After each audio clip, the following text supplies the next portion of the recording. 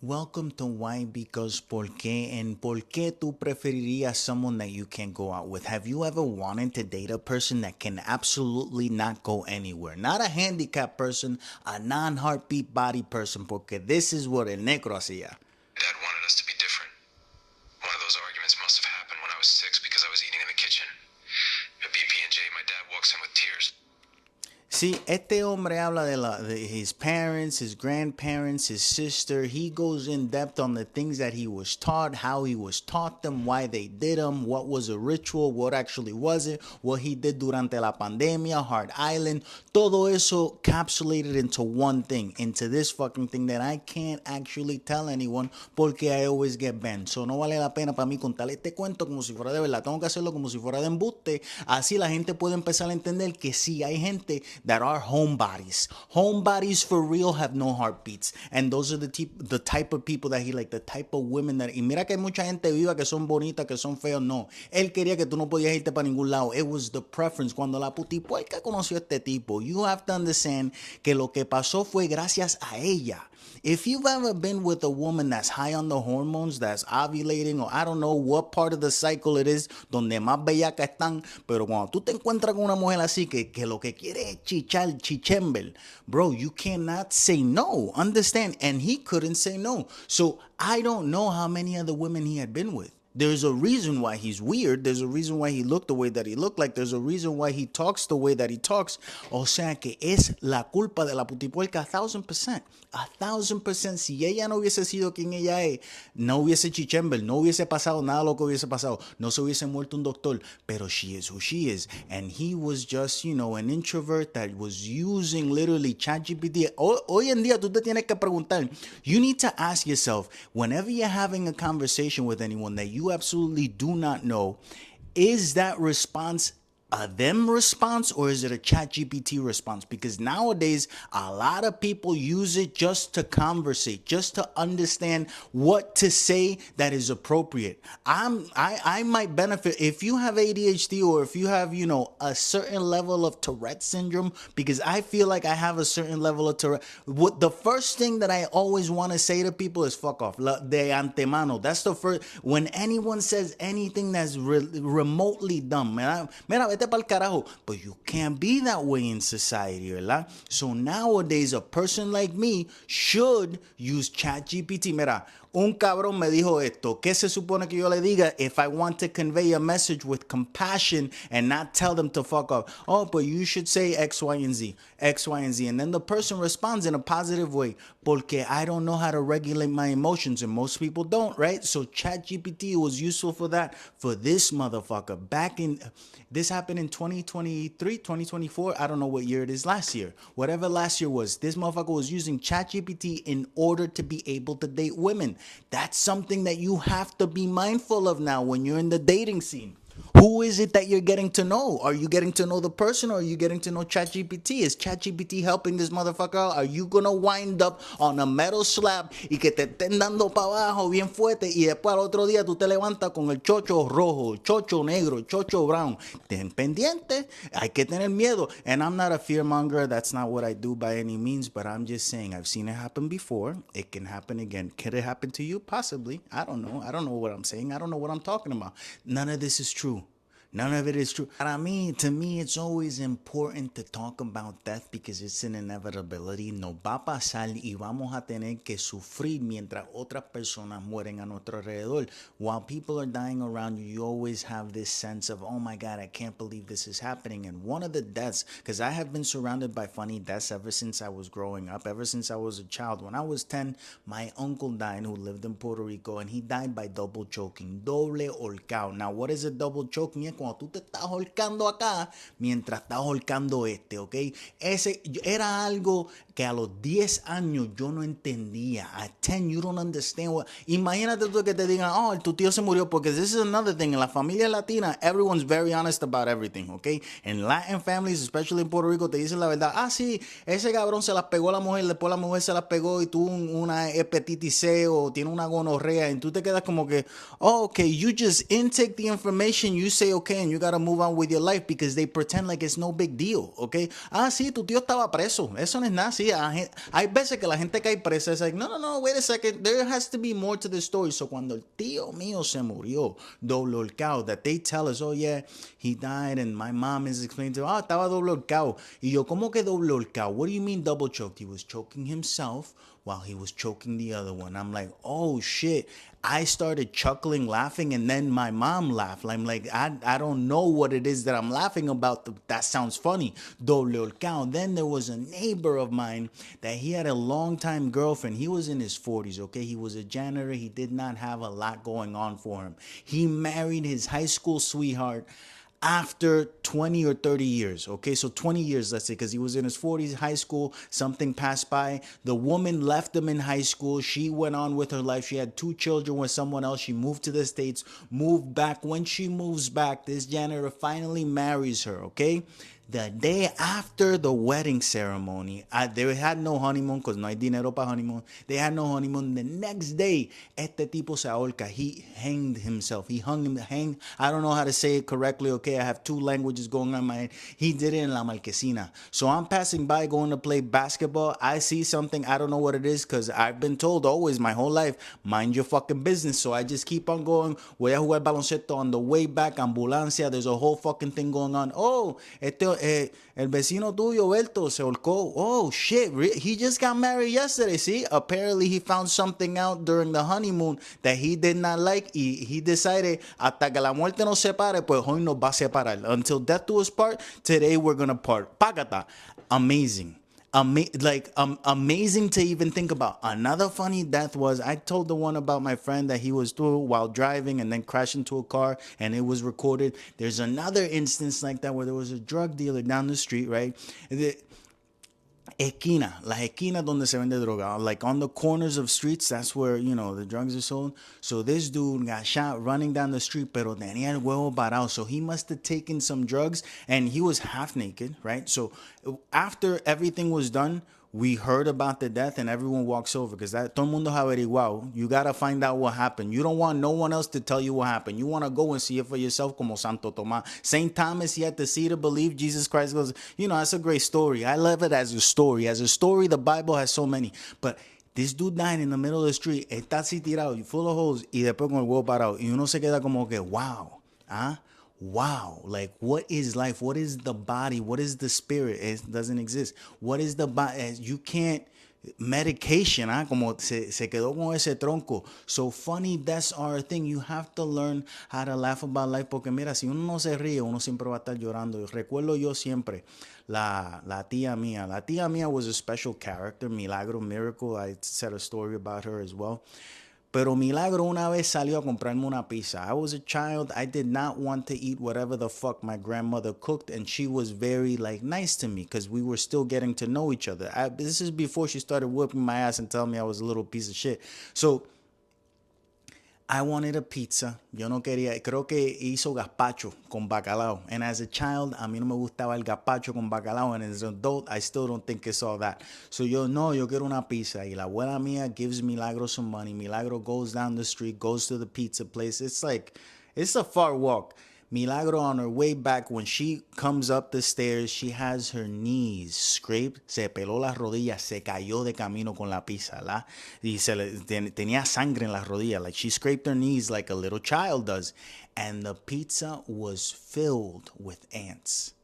Llena de hormiga, pero de que llena de hormiga una cosa full. Like she dropped the fucking pizza on an anthill, all right? Imagínate the luck, la suerte que uno tendría. So you're carrying a piece of food and where you fall is right on an anthill. Y Milagro abre la pizza y eso no es nada. And my grandmother also, eso no es nada. My grandmother puts the pizzas on a pan on the stove, cooks the ants on the pizza and gives it to me and forces me to eat them. Tú querías pizza, Milagro está sangrando, las hormigas no son nada, estos son proteínas. And I ate them, and you know what? If you never have a protein to put on your pizza, find some ants, put that motherfucker on there, and you'll be set. because yes, at some point I have eaten a cockroach, not on purpose, by mistake. It flew into an orange juice, and I just so happened to take the orange juice in, and there I felt something. I started biting. When I spit it out, it was una cucarachita. And cuando digo una cucaracha, when I say a cockroach in Puerto Rico, they're like this, okay? Cockroaches here are like this, and there's a million of them. In Puerto Rico, there's 10. There's only 10, pero son así de grande. O sea que cuando I made the mistake, when I'm in Puerto Rico, I'm hyper vigilant of everything I put into my mouth, okay? Tú me das un plato de lo que sea, y yo lo estoy mirando. I do not eat in the dark in Puerto Rico, because 9 times out of 10, you're eating a bug. And that's okay. They're protein. They're not that terrible. But like I said, the ants don't taste like nothing. Cockroaches, they have a flavor, okay? And it's not good. I'm just saying, I remember that crunch, like, puñeta, man, una cucaracha en la boca. Está cabrón. I did it. I admitted it. It's all right. So when you're in Puerto Rico, always turn the lights on. Whenever you're about to drink something, look inside that cup. Don't trust nothing. Don't trust nothing, because there's 1,000 things flying around. I love it. Puerto Rico es lo mejor que hay. And sometimes the island wants to give you protein sin tú quererla, okay? The island was trying to nourish me. The island spirit thought that I was malnourished, that I wasn't having enough protein, and le dijo a la cucaracha, sent a signal to the cockroach, land in this motherfucker's orange juice. I think it was Sunny Delight, because yes, I grew up very unhealthy. Sunny Delight is not juice. It's just sugar, water, and yellow food dye, okay? Y yo me lo metí, y yo me cago en la madre puñeta. I think I was like 12 years old. I never did that again. Ever since, my wife asked, why do we always have to have, like, you know, like, I turn on so many lights to eat, and that's it. That's the trauma that I have. Because I don't trust whatever the fuck is on the plate. Something can just come out of nowhere. I hate finding hairs in my fucking food. I hate it. But it happened, all right? Puerto Rico provides even when you don't want it to provide. But living in Puerto Rico, going through hurricanes, this reminds me of Hurricane Sandy that actually made it up to New Jersey, and people like were freaking out when they were without power, were without water for a couple of days. In Puerto Rico during Hurricane George, este que está aquí, este soldado que está aquí, tuvimos sin luz y sin agua por 21 días. More, I thought it was 2 weeks, no, 3 weeks. 21 días sin luz y sin agua, teniendo que ir a hacer fila. Tú haces fila para el pan, tú haces fila para el agua, tú haces fila para el hielo. Everything is a line. Every single basic necessity, you have to make a line for a few hours. Every single morning, we would wake up at the crack of dawn. Me and my father, my mother wasn't around. We would go, we would make the line, we would buy the bread, we would buy the thing. When you showered, it was una ollita. You had barrels full of water because you prepare. You know the hurricane is coming, thankfully. Nowadays, you know the hurricane. You prepare a barrel of water, and you tienes una olla, you dip it in, that's your rinse. You rinse yourself. You put on soap in the special parts, you know. You don't do too much on your back, on the you know, the bottom of la batata. You don't take care of your calves. You're making sure that you wear your la jacila, your armpits, the privates, soap, another ollita, because you don't know when the water's coming back. So you can't afford to be taking, you know, long form showers with the water that you're taking there. It's a total mindfuck. You hone in on your survival skills for real. But the island provides. That's just the reality. You understand? And I remember after the hurricane was when I started going to school, and I started talking, because I didn't know Spanish or English that well at that point. I think I knew more English than I knew Spanish, and I used to get bullied a lot. Like, I would fight a lot. And the funny thing about me fighting is that I was never trained how to fight, and there was a karate school in the town. So all of these little motherfuckers that were fighting against me, I had the street smarts and I had the, you know, the will to fight. But these motherfuckers knew karate, literally. It was like Karate Kid movie. These motherfuckers knew karate, and I knew how to raise my hands. Y se acabó lo que se daba. So I'm telling listen, motherfucker, I need to go to this karate school, okay? I want to learn how to throw a kick. And he's like, I can't afford karate school. Pero, there's a but. Here comes the light, and it wasn't no light. It was a deeper darkness. I have a friend that used to be a boxer, and he can teach you how to box. I'm like, okay, boxing versus karate. I've never seen this one win against the other one, but let's do it. Every single fucking movie you see, if a motherfucker knows how to throw kicks, he's going to beat the guy that only knows how to throw punches. That's just how it is, okay? He's using more limbs. How am I going to do 2 limbs against 4 limbs? It's not going to work out, but okay, I'll take anything at this point. And he's like, it's also semi-free. I just gotta go and drink with the guy every now and then, so you're gonna learn a lot. I'm like, okay. I start training with this dude a lot, and there was only 3 other people that he was training, and everyone whooped his ass. Like, if the students are beating up the teacher and they just started studying with that teacher, it's not a good sign. Come to find out that this was a failed boxer. This dude had a record of 0-15. He never won a fight. People just used him to warm up. It's like if you got a boxer, like you're a trainer, and you want to give your boxer confianza, like confidence, so que él se sienta mejor de que, oh, he got some skills, pues tú traes a Julito. Y Julito would go into the ring and get his ass whooped. And that's what Julito did. And now I got the guy that used to get his ass whooped, whooping me, like teaching me how to get my ass whooped. It didn't work out. You understand? So don't be cheap. If your children need karate classes, send them to the best. Send them to Mr. fucking Miyagi, okay? Send them to where they gotta go. Self-defense is important, or fight with your kids. If your kids learn how to fight with you, or you're an adult and they're only 10 or 12, and they start whooping your ass and you're giving it all you got, at the very least, that's better training than what Julito did, because Julito was just a drunk that owned the gym for some fucking reason. So, I got my ass whooped for free.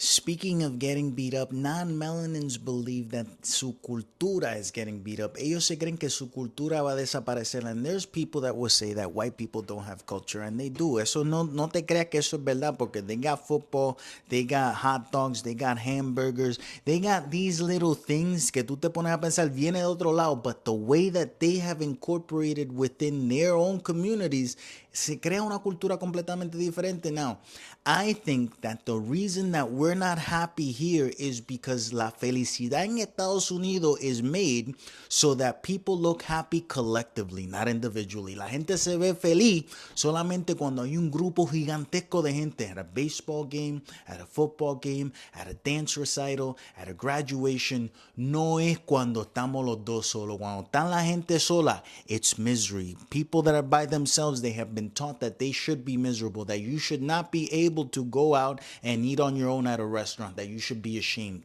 Eso queda algo que decir. And I think that it is best reflected in the dances. Cuando tú te pones a ver la cultura de baile que hay en Estados Unidos, dance culture, it says a lot about why the culture isn't happy. Cuando tú te pones a mirar los bailes que hay en Puerto Rico, si tú has perreado, have you ever danced reggaetón de verdad? Un perreo intenso de verdad, mano, que tú estás guayeteando, que el huevo va para acá, las nalgas van para acá y está ese roceo, cháquete, táquete, cháquete, táquete, cháquete, táquete, que tú se sientes el poder. Esos son dos personas getting together and really vibing with each other.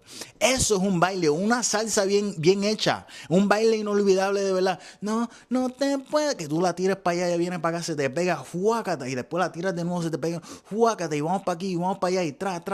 Eso es algo que trae a las personas together and they are happy. Two people can be happy de verdad, de que no necesitamos que nos miren, que lo podemos hacer entre tú y yo. Ahora, la cultura de acá, esos bailes, el line dancing, ¿qué carajo es eso? ¿Qué carajo es el line dancing? El electric slide yo te lo doy. I'll give you the electric slide at a party. Pero eso no es algo que trae una sensualidad. Eso no es algo que trae una felicidad entre dos personas, entre una comunidad pequeña. Eso es como que para que otra gente nos vea, puñeta. Como que no podemos crear dentro de ese baile. Son pasos bien específicos y que tienes 50 personas haciendo lo mismo a la misma vez. Eso no lleva a la felicidad. En una salsa, un reggaetón te lleva. Por eso yo pienso que la gente aquí tan aborrecido de la vida porque no saben vivir, no saben disfrutar. You don't know how to take advantage of the happiness that you could be having because the little nuances of the culture is just misery. No te da oportunidad de tú poder verdaderamente ser quien tú eres. It's very tight knit, ¿ok? Por eso yo pienso que todas las otras culturas donde los bailes están hechos sensualmente, hechos con el deseo de llegar a más. ¿Tú no has visto? Have you ever seen Jamaicans dancing? You ever seen what they do in Jamaica? You ever seen that shit that they just pack and they just throw that bitch and another one comes and they jump on them and they're on a bicycle or they're running away and they still like humping the dry hump. Eso, do you think that leads to unhappiness? You think that? You think that leads to unhappiness, or you think the line dancing in the super tough blue jeans with boots that hurt your feet. I think that speaks volumes. How a community, how a culture allows you to feel when you're by yourself. Como una cultura te trata cuando te ven solo. Porque en Puerto Rico tú estás comiendo solo y todo el mundo que pasa, buen provecho. They tap on your table and they tell you enjoy your food. You're walking down the street, they dicen buenos días, good morning, how are you, cómo tú estás, qué está pasando, todo bien. Pero mira, if they see you with your shoes untied in Puerto Rico, te lo dicen. Here you see someone with their shoes untied, you're looking at them waiting for them to fall. Esa es la cultura de acá versus la cultura de allá. Somos diferentes. They not like us. ¿Tú me entiendes? Eso es algo que we should take into consideration and start making those changes everywhere we go. Implementar nuestra cultura de verdad, no solamente implementar nuestra música. ¿Tú me entiendes? No solamente implementar nuestra comida. It's the actual culture. How we treat each other is what matters. En yes, también tenemos los cabrones que se están matando uno a otro a diario. Pero eso es por la droga, por la falta de dinero. Eso es por la escasez de recursos, de embuste que nos han hecho creer. The lack of resources that they have made us believe that we don't have. Another big part of gringo culture, de la cultura non-melanin, is the ability to make cultures disappear. Because when was the last time que tú conociste a un nativo, a un Native American, a una persona redskin, como le llamaban, a un indio, que no eran indios nada, eran nativos de acá? They called them Indians because they thought they were in India. When was the last time you met a Native American? I've never met one.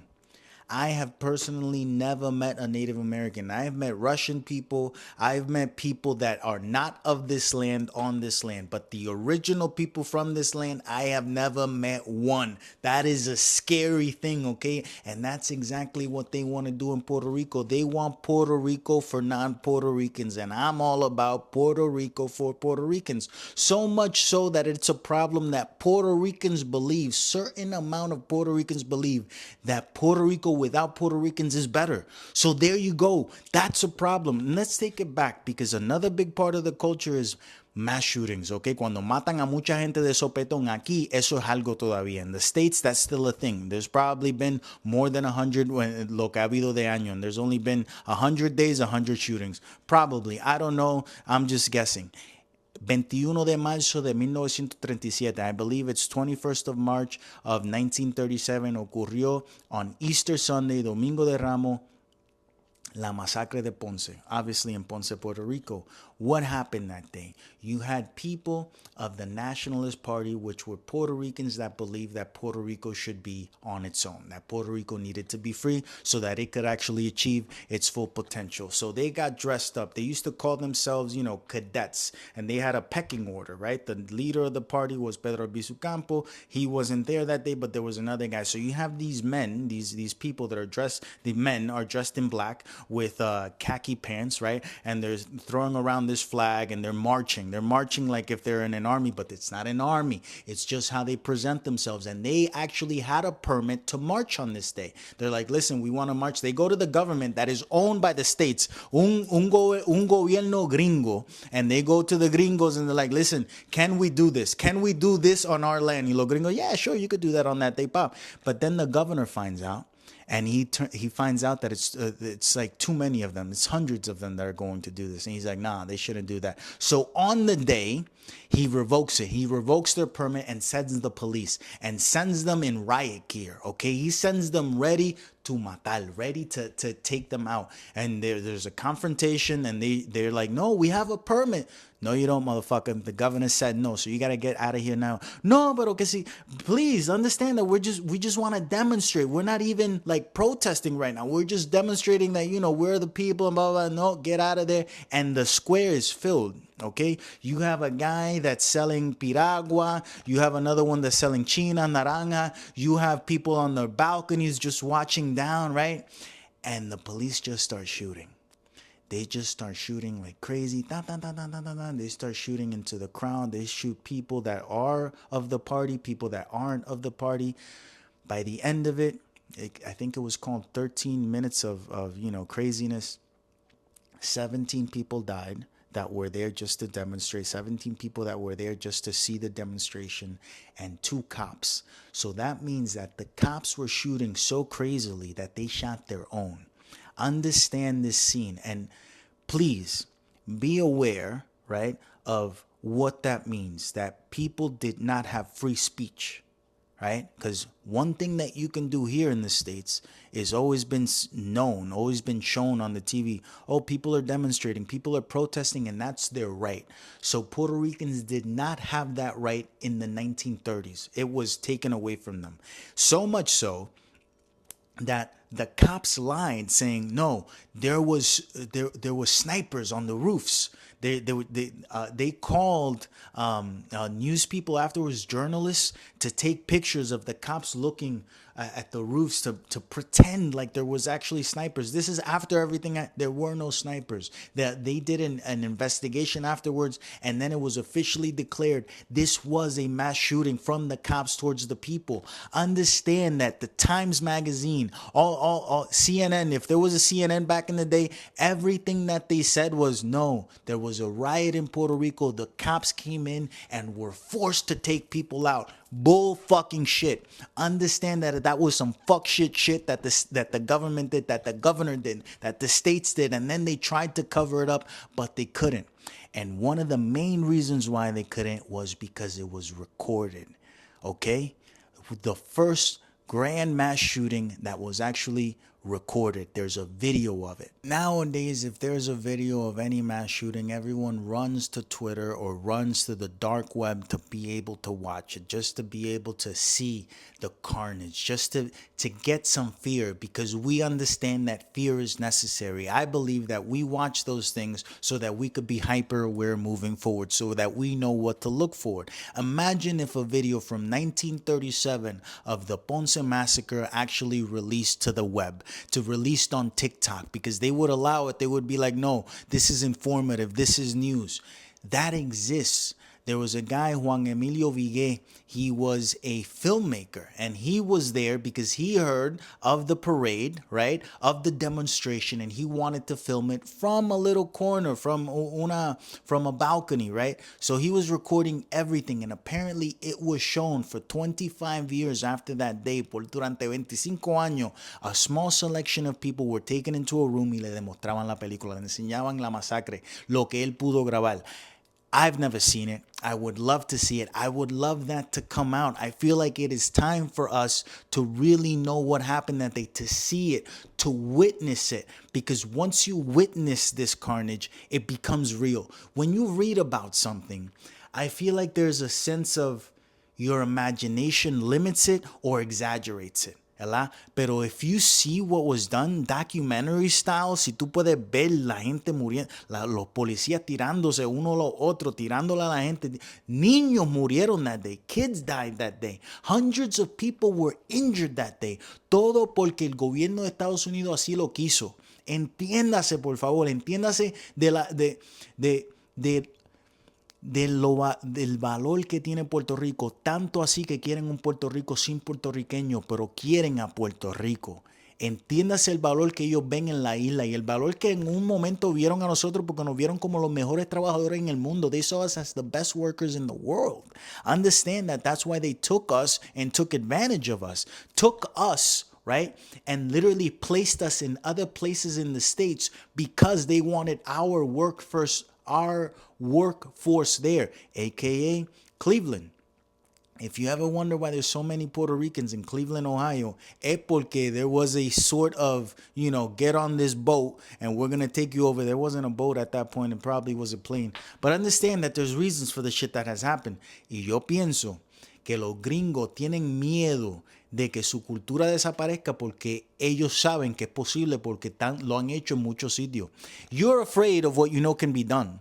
You're afraid of the unknown, sure, but if you've ever done something bad, you're always going to live in fear that something bad can be done to you because you know it's possible. So imagine if you've disappeared cultures, now you're afraid that your culture can disappear because it's like, The piper's calling. You know, karma's a bitch. I make fun of people that still use debit cards. Me da risa, me da gracia. Tú no sabes cómo funciona el sistema. You simply are unaware of how this economical system works. When you use a debit card, it was just created so that you could use your cash in a way that it flows quicker to another person. Okay? So just use cash. You'll be more mindful of it. Yo pienso que hay algo. There's something tangible about being able to hold something and you don't want to let it go. But when you see that you could just swipe something and you get it back, you're not realizing that you just let go $100, $1,000, $10,000. Stop using debit cards. I make fun of people because my friends right now are paying for my next Puerto Rico trip. Porque cuando yo veo, if we go out to dinner, we go out to lunch, and you pull out a debit card, I will laugh in your face and tell you, no, don't worry. I'll put it all on the card because it's simpler for the business, and you PayPal me, you Cash App me, you Zelle me the cash to me. And that way it'll work. I'll include the tip because I'm getting rewards. I'm building up my credit. When you use your debit card, all you're doing is losing money. And I am building acá, ¿verdad? So now with the rewards that I got for paying for your shit and then you paid me back, so I didn't lose a fucking dime in holding you accountable and laughing in your face. I didn't lose a dime, ¿verdad? And now I'm taking a trip thanks to you. So thank you very much. Thank you to all my friends that still don't understand how credit cards work, that this system is set up in a certain way that if you don't know how to work the system just keeps working you, puñeta. Stop using debit cards.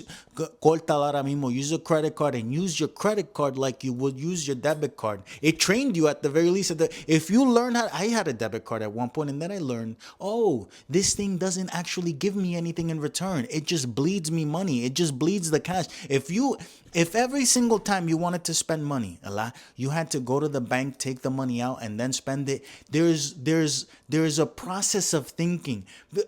If I wanted to go, let's put out like one of the worst scenarios. If a guy wanted to go porque estaba bellaco and he wants to go to the strip club, ¿verdad? So if you want to go to the strip club, I gotta go and take out $500 and then I could go to the strip club. By the time that guy que está, tú sales de la casa con el huevo parado, estás ready to go to the strip club, pero primero tienes que ir al banco. You can't go in the bank with the fucking thing, or the ATM. You gotta get out of your car. Puñeta, let me relax myself. Now you're at the ATM. You put in your card. You put $500. Now you're thinking, wait a second. I'm going to take out $500 right now. Para yo ir a ver una tipa que lo más probable la ha josado las tetas a 20,000 personas. O cuántas nalgas, tú sabes. La ha josado las nalgas en la cara. And now she's going to put another motherfucker's beard on my face. Like I'm going to get another dude's beard on my face. It's like, maybe, by the time the money comes out of the machine, you no longer want to go. You no longer want to make bad decisions because you had time to think. The taking away of that time to think with a debit card is vicious. It's terrible. It's not good for your health. Debit cards are definitely not good for your health. If you don't have time to think from the moment que tú te levantaste con el huevo parado and you just went to the strip club and they accept a debit card, imagínate. Or they have an ATM there, imagínate. It's not good for your health. I argue more with my wife's family than I do with my wife. Y hasta cuando yo estoy discutiendo con la mujer mía, even when I'm fighting with my wife, arguing with her, it's because I'm arguing with the mentality that comes from her family. So technically, I'm still arguing with her family. No es un argumento entre tú y yo. No es lo que tú y yo pensamos. Es la creencia que tú tienes de los demás. The ideology that you have that comes from your family. Because if you've been living with me now for so long, you understand that we think differently now. But sometimes that old ideology creeps in y termina siendo como tu familia, and then we end up arguing again. And I'm not arguing with you. I'm arguing with everyone that comes behind you, everyone that taught you what you know. Because I know you, but you don't know you. You forget who you are, and now you're acting like your family. So when you marry as a Puerto Rican, you marry a Dominican, get ready. I knew that it was going to be bad, but I never had an idea that it was going to be this bad. And there's a pecking order. And normally we're always arguing whenever there's a sporting event. Cuando hay deportes en Latinoamérica, tú no siempre estás argumentando, uno siempre está diciendo quién es mejor. And there's a pecking order, like I said, if Puerto Ricans are participating, first is Puerto Rico. Okay, and if Puerto Ricans are taken out, then I'm going for DR. Then I'm supporting Dominican Republic. If Puerto Rico and DR aren't there, oddly enough, it's not Cuba that comes next. I'd rather go Colombia. Me voy Colombia primero. I don't know what it is about Cubans and the way that you guys have been treating us, the other people that are brown. I can't go with you. It's either Colombia or Mexico. So third and fourth place rotates between those. Then maybe you have Cuba. And you know what? I'll be so bold to say that I'll put Haiti and Jamaica before you. Así de come mierda son ustedes. Que yo pongo a la gente que tú sabes, que ni español hablan ya. I'd rather have them first before you. No sé qué tienen los cubanos, pero siempre vienen con esa pendeja, como ese, oye, vayan, no, váyanse al carajo, ¿qué tú te crees? And I know I don't have anything against you specifically. It's just the fact that we can never be honest about your culture. We can never be honest about your blackness. Como que me da mal sabor en la boca ustedes los colombianos, los cubanos, perdón, los colombianos no, los cubanos, aunque Colombia, ustedes también tienen que decir, oye, men, no le pega a la negra, no le pega. Eso viene de allá. Por favor, tengamos en mente de que nuestra negritud vale mucho, nos ha dado el sazón, nos ha dado los huevos que tenemos, nos ha dado las mujeres con nalga, con todas esas cosas, con todos esos bellos featuring que tiene. Why? Because, ¿por qué negarlo? Why? Because, ¿por qué, puñeta?